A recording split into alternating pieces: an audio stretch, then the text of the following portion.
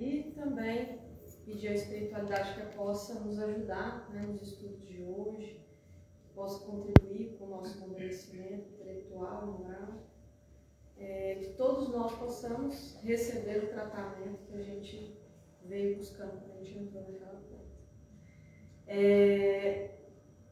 Eu sempre vou gostar de falar muito de temas dentro do espiritismo muito mais voltados para essa área psicológica, né, dentro de processos psicológicos. Eu me interesso muito por isso. Vocês vão ver muito corriqueiramente eu trazendo algum tema correlato. E a psicografia é um tema correlato a processos psicológicos.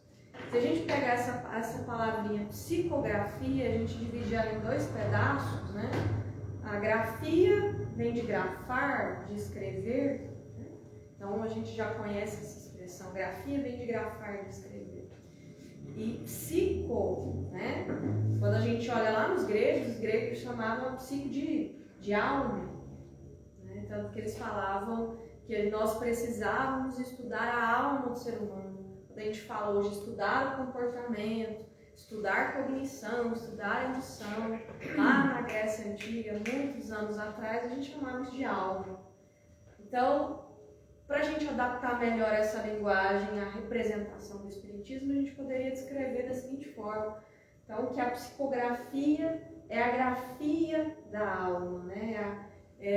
O modo como os nossos espíritos desencarnados encontram de entrar em contato com nós encarnados, né? E aí a gente costuma dizer também que é uma capacidade nossa, né, uma estratégia nossa para mediar a relação entre esses mundos. Diversos mundos, né? Porque a gente parte do princípio de que existem dois mundos, o mundo de lá e o mundo de cá. Só que eu acho que a nossa racionalidade, a nossa intelectualidade ainda está muito atrasada para descrever lá e cá, né? Então, daí eu prefiro definir em universos. Até pouco tempo atrás a gente acreditava que o único universo que existia é o universo em torno do sistema solar. Agora a gente começa a pensar que existem universos paralelos, né? Então a nossa compreensão, inclusive física, sobre esses universos vem se ampliando. Então, portanto, a gente não precisa tomar, né, de uma maneira literal a comunicação de lá com a comunicação de cá. É a comunicação entre os universos. Então a gente, veja bem, né? Quando é que a gente imaginou na nossa vida que um dia na nossa casa, sentado na frente do celular ou do computador, a gente fosse receber em milésimos de segundos mensagem de alguém do outro lado do mundo, né? Do outro lado do mapa? Como que a gente imaginou que isso fosse acontecer? Isso é tecnologia. Então, quando eu pensava, eu tive acesso a computador quando eu tinha 15 anos, e ainda na internet de escada. Quando que na minha época, aos 15 anos, eu fosse imaginar que aos 36 eu fosse ver tanta tecnologia tão rápida, acessível como hoje? Então a gente precisa pensar que a psicografia ela é uma tecnologia extremamente sofisticada, né? Onde a gente tem processos, vamos dizer assim, que envolvem tecnologias em universos diferentes, pensando que nós aqui na matéria, né, os espíritos desencarnados, numa outra forma de manifestação de vida. Então, quanta tecnologia é necessária para a gente hoje conseguir essa possibilidade da psicografia. Então, vamos entender a psicografia nesse sentido. E aí, a gente sabe que a psicografia ela pode ser classificada em tipos, de acordo com a performance dessa psicografia, de acordo com a habilidade do médium. Então, a psicografia mais rara é a psicografia mecânica. Então, a psicografia mecânica, o próprio termo mecânico diz pra gente o que é mecânico, que é automático. Então, o médium, ele não tem controle sobre a mão dele, né?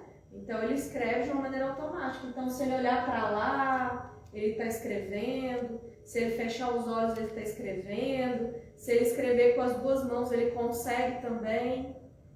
Porque é automático, é mecânico, não depende da vontade dele.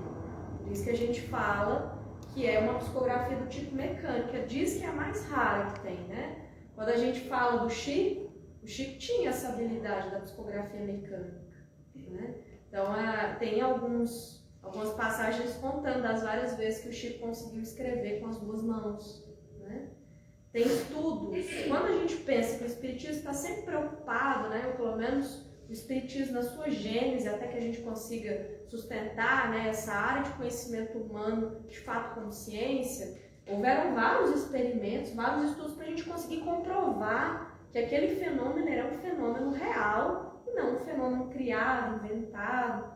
E aí tem alguns estudos mostrando, por exemplo, 2 médiuns psicógrafos, 2 médiuns mecânicos. E aí um médium começa a escrever uma carta de cá, primeira página, a segunda página está de lá. Mas você está escrevendo daí a primeira página ao mesmo tempo que eu estou escrevendo de cá. Como é possível isso?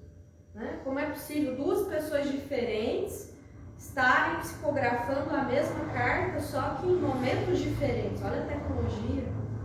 Uma boa comparação, né? Assim, uma metáfora para a gente entender um pouco disso. Quando a gente manda um arquivo no computador para imprimir, se a gente quiser imprimir mais de uma página na mesma folha, a gente consegue configurar, não consegue? Por exemplo, se eu quiser configurar lá, eu tenho uma apresentação de PowerPoint para fazer, para imprimir, e aí eu quero imprimir a cada 2 páginas para economizar papel. Eu consigo fazer isso ao mesmo tempo, essas páginas são impressas na mesma folha. É uma tecnologia nossa. Né? Então eu imagino o quanto de tecnologia que não existe por trás, né, dessa nossa capacidade de ter a psicografia mecânica. Então, tem uma coisa também que é importante a gente ir desmistificando. O espírito, quando ele vai psicografar, ele não incorpora. Não existe essa história de incorporação, esse termo incorporação, ele está em desuso. O espírito, ele não fica dentro do corpo do outro, até porque fisicamente isso é impossível, né? Tem uma lei da física que chama lei da impenetrabilidade. Né? Os corpos, eles não vão ocupar o mesmo lugar no espaço. Então não existe essa história do espírito ocupar esse corpo aqui, não. É o canal de comunicação, né, mental que o espírito que deseja transferir a mensagem. Vamos pensar que vou fazer uma série de metáforas, aí eu peço desculpa à espiritualidade maior, os espíritos que inclusive estão participando da psicografia nesse momento, porque é o jeito que a gente tem de traduzir para a nossa linguagem de uma maneira simplificada. Até a forma como a gente fala parece que intelectualmente ainda não consegue traduzir esse nível, né, de profundidade. Então veja bem, vamos imaginar que um espírito deseje mandar uma mensagem. Então a gente pode simplesmente, vamos imaginar um pendrive.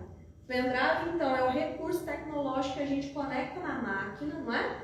Para essa máquina fazer a leitura do arquivo, não é isso? E aí quando faz a leitura do arquivo, tem eu, receptor, que recebia a mensagem. Então vamos pensar que, né, a plano espiritual ele tem recursos tecnológicos, né, acoplados à nossa dimensão orgânica e espiritual, uma tecnologia, e aí o corpo do médium poderia ser a máquina, onde é acoplado, e a tecnologia poderia ser o pendrive, e do momento que eu faço a leitura daquele material que está no computador, então é a mensagem que chegou no receptor. Né? Então hoje a gente recebendo as mensagens aqui, nós somos os receptores da mensagem. Então não é uma coisa muito simples, existem várias etapas para serem organizadas. Tem uma questão importante, né, para a gente pensar também. Vocês começaram a falar de hoje, olha, a gente vai receber a mensagem e a mensagem vem de lá para cá. De fato, vem de lá para cá, porque existe uma série de preparações que são feitas para que a gente consiga receber uma carta. Por exemplo, será que o espírito está em condições de produzir essa carta? Imagino eu, inclusive, que existem também, dependendo desse lugar onde essa carta vai ser transmitida, tecnologias até um pouco diferentes entre elas. E para cada espírito, na sua condição, talvez ele vai conseguir transformar essa carta de um jeito diferente. Tem espírito que vai narrar a carta.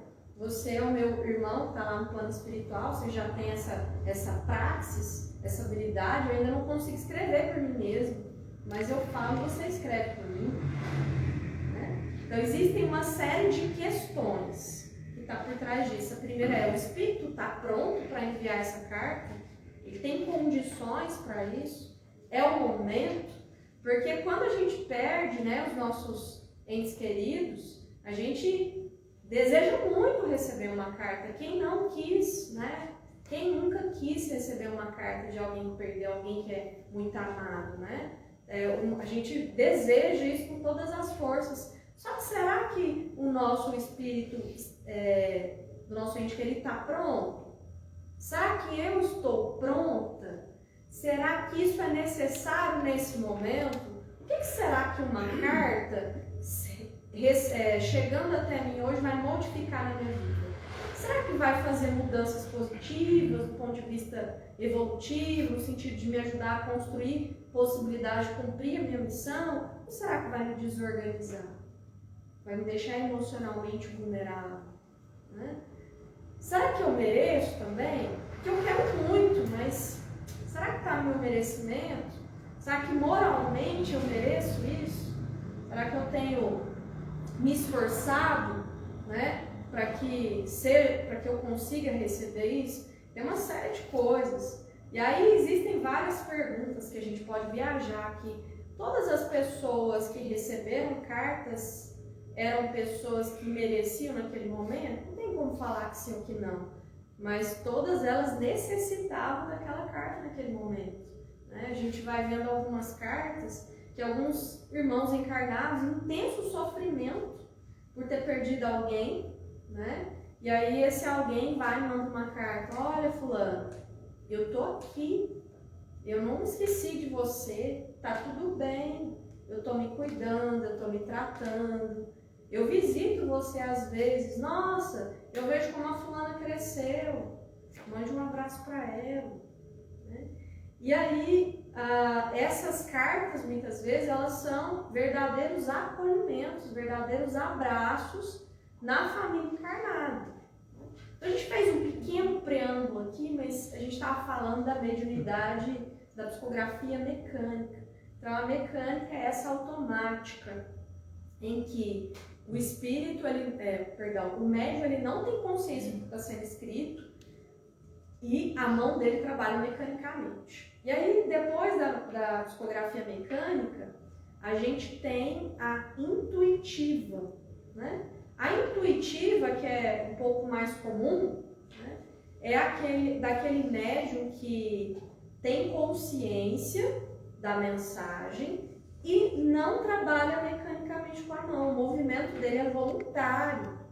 Então, se eu, por exemplo, for uma médium, né, psicógrafa intuitiva, eu posso escutar uma informação, um pedido, uma ideia que deve ser escrita, mas eu posso simplesmente não enviar ela, porque eu tenho consciência o tempo todo de autonomia, não é mecânico isso. Não é mecânico. Então, eu tenho uma intenção muito mais consciente, muito mais planejada por mim mesma do que pelo espírito desencarnado, né? Porque o espírito desencarnado é mais automático mesmo, né? Na primeira forma de mediunidade. E é a forma mais comum. Então, veja bem, é como se o espírito desencarnado transmitisse uma ideia, uma representação do que ele deseja que seja transferido para a carta, né? E aí esse médium, ele tem que ter essa capacidade de apreensão dessa representação, desses símbolos que são ditos, né, para ele, que são colocados intuitivamente na cabeça dele, e ele transcreve. A mediunidade mecânica, né, inclusive vocês já devem ter ouvido falar, tem algumas cartas que a assinatura é igualzinho do espírito. Você pega lá o RG, a CNH e compara com a assinatura da carta, é igualzinha. Porque a mediunidade ela é mecânica. Então, quando a mediunidade é mecânica, a gente tem uma maior identificação, né, com uma proximidade muito maior, uma marca muito maior junto a esse espírito desencarnado. Né? Lembrem-se vocês que os médiuns, na verdade, são mediadores, né? O que é ser médium, né? É ser um elemento que media 2 pontos, sempre. Né? O médium sempre media 2 pontos. Quando a gente chega aqui, né, e a gente senta ali para receber o passe, a gente tem um médium passista, o médium passista, né, que está oferecendo um passe para a gente, ele está mediando 2 pontos. Né? A nossa necessidade como um ponto e da espiritualidade maior que está ali trabalhando também em função, né, da evolução desse ambiente aqui de cuidado que a gente está falando. Então é sempre de 2 pontos. Ele tendo consciência ou não, sendo mecânico ou não, é sempre a mediação de 2 pontos. E aí tem uma terceira forma, né, que a gente chama de semimecânica. O que é essa semimecânica? O médium, ele descreve mecanicamente, ele transforma mecanicamente as informações, mas ele tem consciência. Né? Por isso que fala que é semimecânica, ele tem consciência, ele sabe o que está sendo escrito ali. Né? E aí, tem uma série de coisas, a gente pode até questionar mais, né? Como que há garantias, né? Do que é realmente do espírito, o que é a intervenção humana, né, nossa, sobre aquela obra escrita que está sendo feita. Pensem vocês que toda vez que passa por um meio, nós não somos perfeitos, toda vez que passa por um meio, o médium é o meio, é o que media os pontos, a gente tem pequenas intervenções, seja uma energia, nossa, muito legal, toda vez a gente tem. A gente nunca vai vir trabalhar no centro espírita 100%. Não existe isso. Né? E tem um termo, né, que a gente fala muito no espiritismo, que é animismo. O animismo é essa manifestação nossa, humana, nessa tentativa da prática mediúnica, mas está muito mais vinculada às questões do médium propriamente dito do que do trabalho espiritual que está sendo feito. Mas isso é o processo de desenvolvimento, então não nos cabe ficar julgando. Não nos cabe julgar, porque o médium tem um processo de desenvolvimento dele. Né? Tanto que, num determinado momento, o médium já sabe, ó, não, eu cheguei bem, então isso aqui que eu estou sentindo agora não é meu. Nossa, está vindo um pensamento aqui na minha cabeça, vou ter que falar, porque esse pensamento não é meu. O médium ele vai criando uma capacidade de distinguir o que é seu, o que é do outro. Aí eu volto uma palestra lá atrás que eu dei para vocês sobre autoconhecimento. Lembram disso? É muito importante para nós que somos médiuns dedicarmos uma parte do nosso tempo para nos conhecermos. Não precisa necessariamente ir ao psicólogo para se conhecer, ir ao psiquiatra para se conhecer. Né? O autoconhecimento é um exercício de se pensar. Você pode se pensar lá na sua casa, deitado na sua cama, sentado no sofá. Quanto mais a gente se conhece, mais a gente tem condições de separar aquilo que é propriamente nosso do que é do outro. Aí a gente vai se tornando cada vez mais um médium refinado, disciplinado, além das questões morais, né? Porque não é só de conhecimento técnico que sobrevive o médium. O médium também sobrevive principalmente da sua capacidade ética e moral.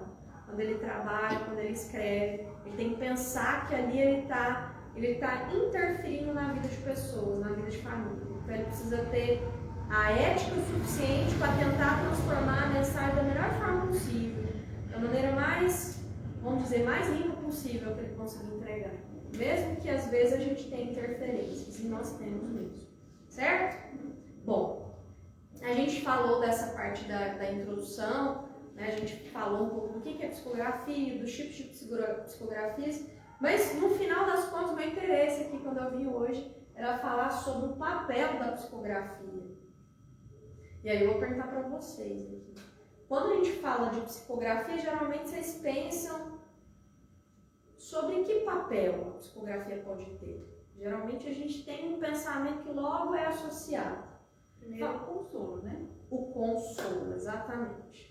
Então, um dos papéis das cartas, né, é o consolo, o acolhimento. Gente, o consolo é uma das formas mais importantes de exercer a caridade. Né? Então, o médium, ele se disponibiliza, né, como uma ferramenta para que um ente querido consiga transferir uma mensagem de consolo para uma pessoa que está encarnada em sofrimento, às vezes há quanto tempo, há quantos anos. Né? Eu já vi algumas cartas darem ideia de para absolver a pessoa que foi culpada de determinado crime. Já vi alguém que, por exemplo, às vezes perdeu um ente querido e achou que a culpa foi dele. E aí o Espírito fala, não, a culpa não é sua, aconteceu isso, aconteceu aquilo, assim, assado, eu planejei isso. Gente, ser consolado, ser acolhido, às vezes muda o rumo da nossa vida. Quantas pessoas, às vezes, em sofrimento intenso, em função da perda de um ente querido, a pessoa começa num processo de desistência da vida. E aí, às vezes, uma carta consoladora muda os rumos de tudo. Essa pessoa começa a entender, nossa, a vida é muito mais do que eu imaginava. O fulano está vivo mesmo, e está tudo bem, a gente vai se reencontrar. Eu quero mais dar orgulho para esse fulano. Eu quero mais superar tudo isso que aconteceu. Então, uma das funções, um dos papéis das cartas psicografadas, talvez até pelo desejo nosso, né? Nós somos muito imediatistas e muito individualistas, é receber uma carta de um ente nosso no sentido de uma consolação. Perfeito, muito bom. Tem uma questão também muito importante, não sei se vocês acompanharam durante a pandemia. A gente tinha muitos medos, né? Principalmente na primeira etapa da pandemia, muitas imprecisões sobre que vírus que é esse, né? Qual que é a letalidade desse vírus, por que a gente está vivendo isso, né? Tem cura, não tem? E aí, nesse momento, né, da experiência da pandemia, era uma etapa importante coletiva, era um desafio coletivo. E aí, no Brasil, a gente começou a receber algumas cartas fazendo orientações sobre esse momento de transformação, esse momento de transição que a gente estava vivendo. Vocês devem ter lido algumas cartas ou escutado algumas cartas, né, pelos nossos streams. E aí era dito pra gente, né, da importância da gente se cuidar, né? A importância da gente ser mais solidário, a importância da gente compartilhar o que a gente tem, a importância da gente dar valor nos pequenos detalhes. Veja bem, né? Eu, por exemplo, eu sempre gostei de natureza, eu sempre gostei de água, de árvore, né? De passeios na natureza, mas eu nunca na minha vida valorizei tanto sair de casa, né, sentar debaixo de uma árvore, nadar, ir para o rio, ir para a praia, quanto nesse momento, né? Olha que coisa mais metafórica, a gente, todo mundo de máscara, respirando pouco através daquela máscara, respirando mal através daquela máscara, todo mundo fechado dentro de casa, às vezes 3, 4 pessoas no mesmo ambiente, mas alguém isolado porque estava contaminado e não podia misturar com os demais.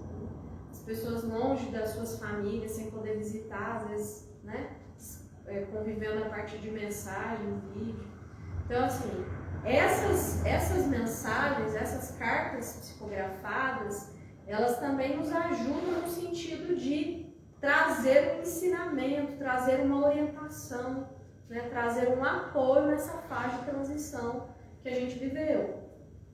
Concorda comigo? Sim. Beleza. Então, em vários carta psicografada, gente, é uma coisa antiga, né?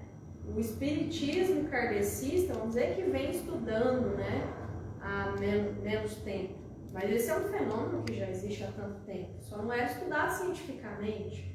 Agora, as próprias revistas científicas, né, elas publicam as cartas.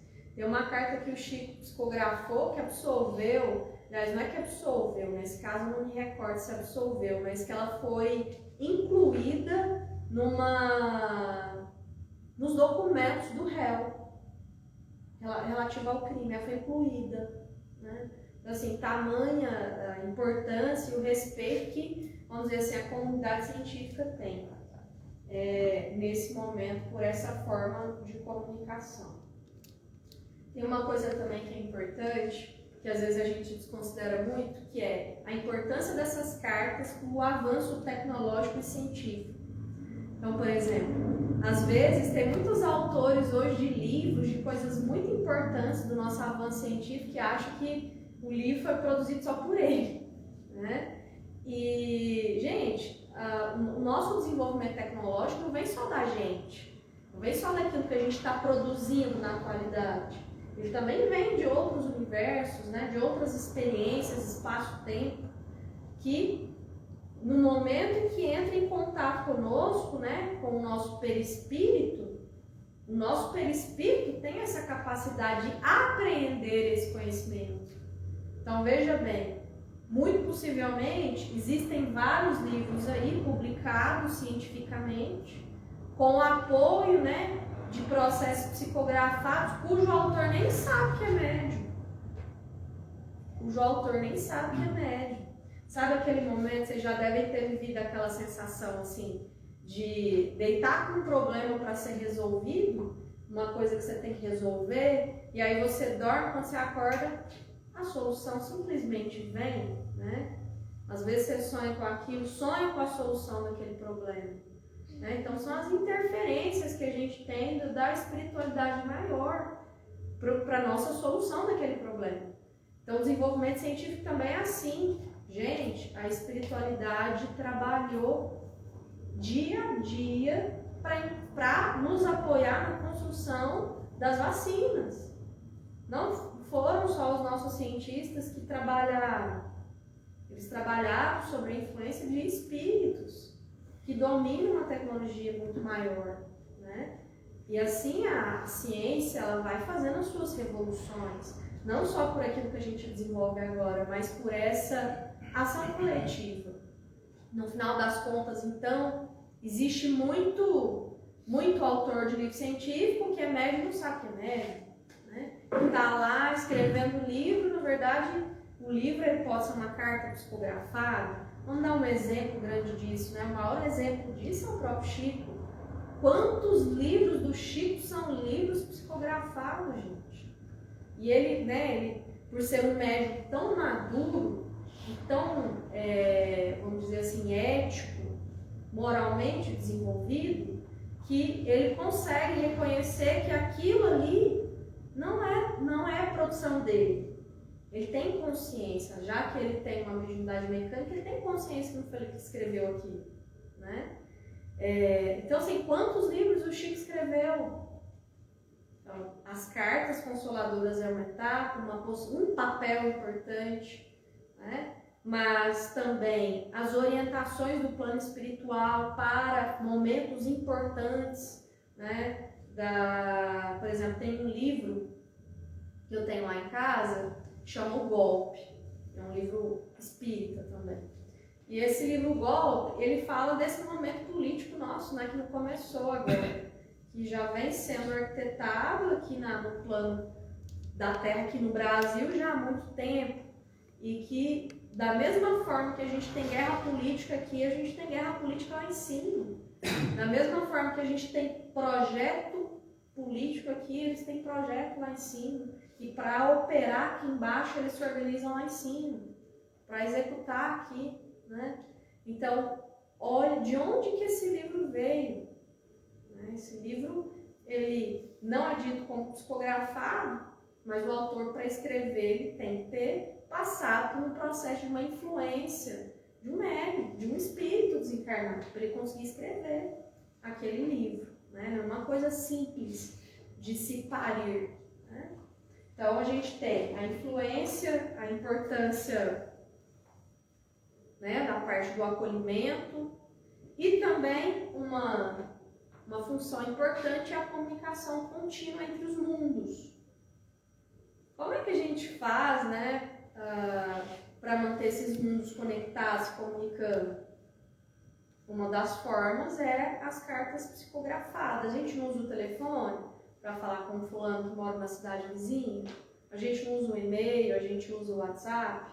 Não é uma forma de comunicação. Então, as cartas psicografadas, né, os produtos da psicografia, também são formas de comunicação, certo?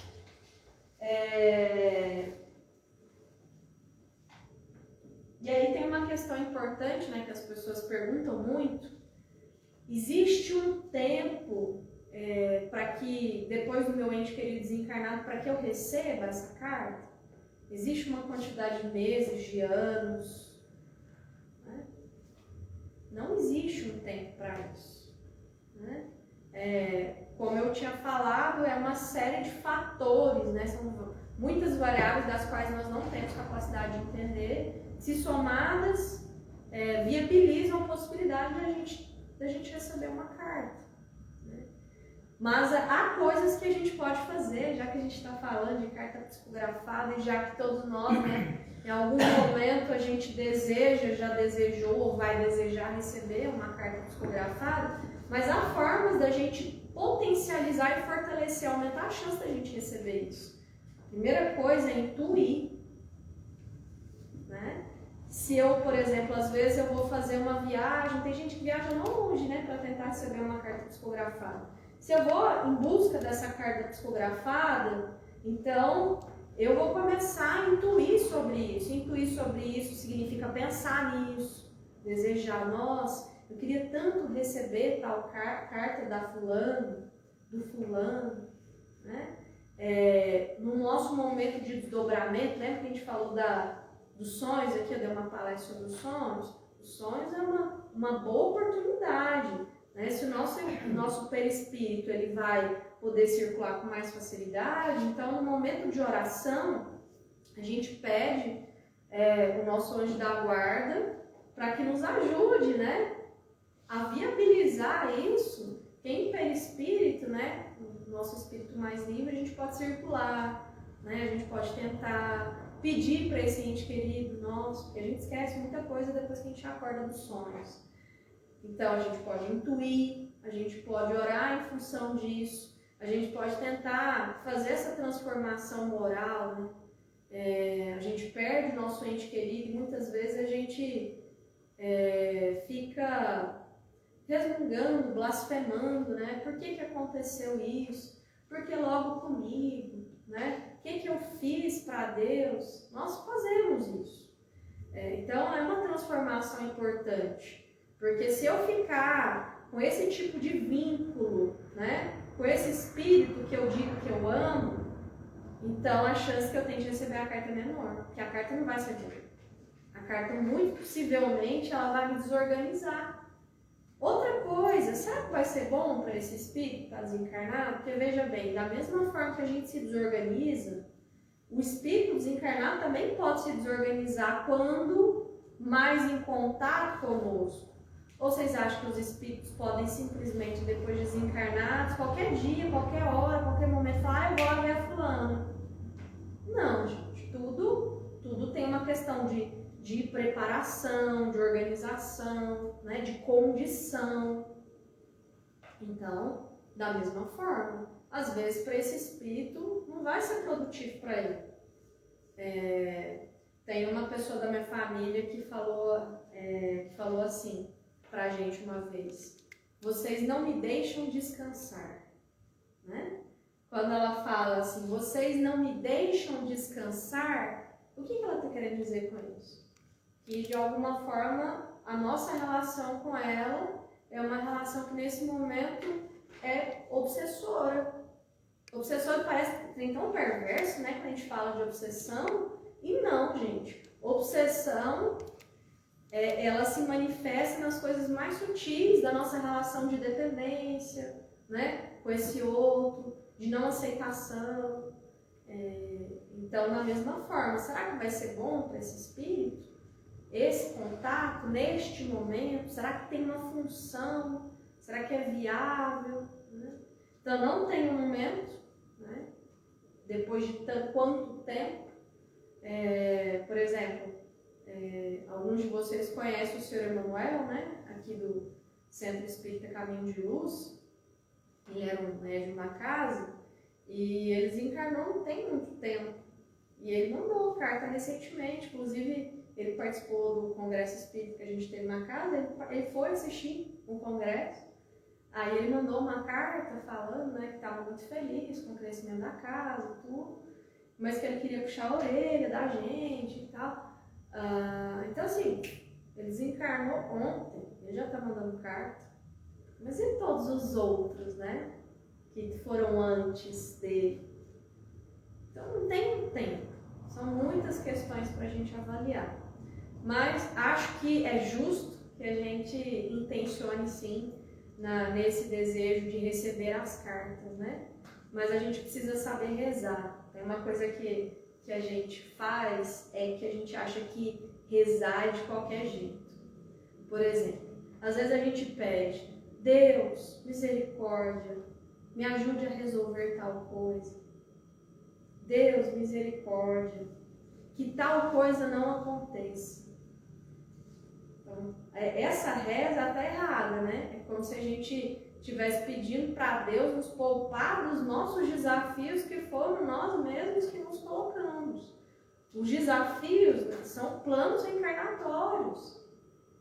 Os desafios que a gente está vivendo, por mais que a gente não reconheça, né? A gente tem um discurso também que é muito comum, né? A gente fala assim, de novo comigo, mas por que comigo?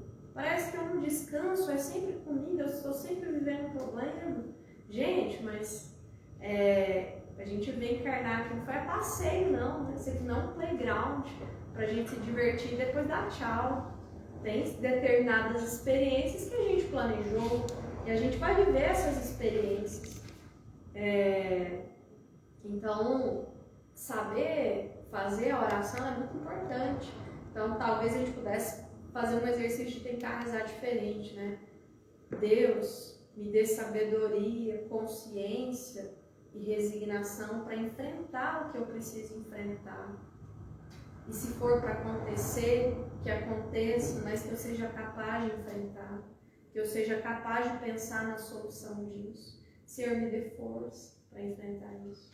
Gente, é uma das coisas mais difíceis, porque tudo que a gente quer, né? Eu tô falando de mim mesmo, já falei para vocês quando eu venho aqui, eu falo muito de mim, porque a gente precisa falar dessas experiências humanas, né? E parar de achar que a gente é bonzinho, né? Que a gente é perfeito.